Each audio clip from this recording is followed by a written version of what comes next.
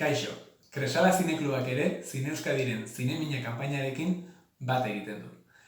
Kresala Zinekluba 1972an Donostian sortu zen zinekluba da. Eta ordutik astero pelikulak eskaintzen ditu.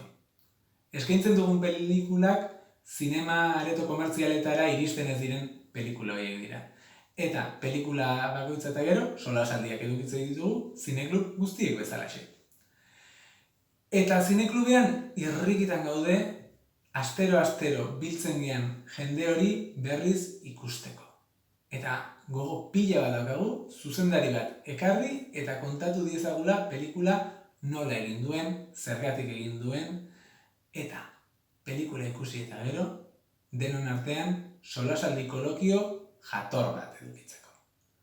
Eta guzti hau espero dugu ekaineko 26tik aurrera egitea. Badakizuelako data hortan irekiko dituztela aretoak berriz. Orduan, nahi duguna da Kresala Zineklubetikan denok animatu ekaineko 26tik aurrera zine aretoetara bueltatzea. Gozatu zinemaz.